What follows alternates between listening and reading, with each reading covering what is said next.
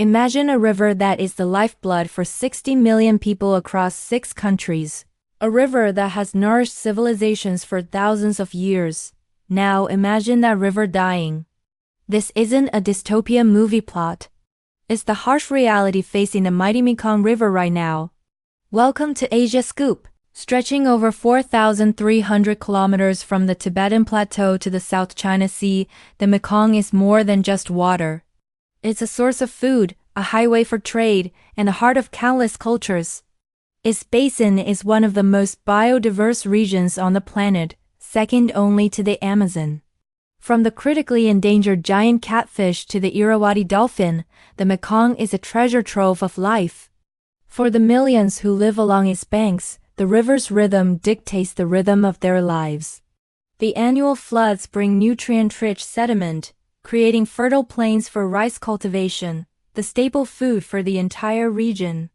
The river's fish stocks provide up to 80% of the protein intake for local populations.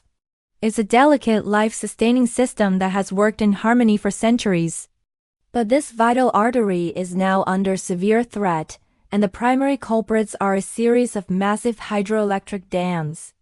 Over the last few decades, dozens of dams have been built along the Mekong's mainstream and its tributaries, particularly in China and Laos, which has ambitions of becoming the battery of Southeast Asia. While these dams promise clean energy and economic development, they come at a devastating environmental and social cost. Here's the problem. Dams are like blockades.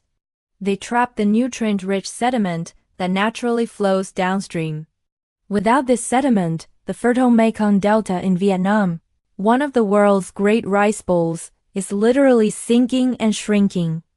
The lack of fresh sediment makes the delta more vulnerable to rising sea levels and saltwater intrusion, threatening the livelihoods of millions of farmers. The delta is starving. Furthermore, these dams disrupt the natural flood pulse cycle of the river, which is essential for the health of fisheries and surrounding ecosystems.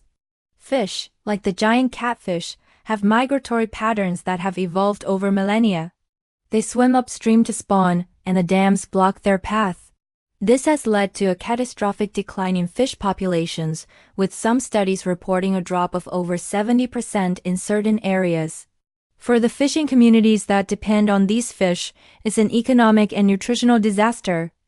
They are pulling up empty nets where once there was abundance. The water level itself has become erratic. In recent years, the lower Mekong has experienced record low water levels and severe droughts, followed by sudden unpredictable releases of water from upstream dams.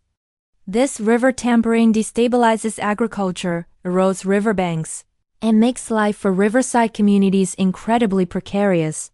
The vibrant blue the Mekong was once famous for has, at times, turned into a clear anemic trickle, a sign of a sick, sediment-starved river. But the battle for the Mekong is not over. Local communities, activists, and scientists are raising their voices. They are advocating for more sustainable energy solutions and demanding greater transparency and cooperation from the governments involved. Organizations are working to restore fish habitats and promote alternative livelihoods for those affected. The fight is about finding a balance, a way to meet the region's energy needs without sacrificing the ecological soul of Southeast Asia. The fate of the Mekong is a test of our collective will. Can we manage shared resources responsibly? The health of this great river, and the millions who depend on it, hangs in the balance. It's a complex issue with no easy answers, but one thing is clear. If we let the Mekong die, we lose a vital part of our planet's natural and cultural heritage. What are your thoughts on this? Let us know in the comments below. And if you found this story important, please like, comment, and subscribe for more deep dives into the issues shaping Asia. Thanks for watching.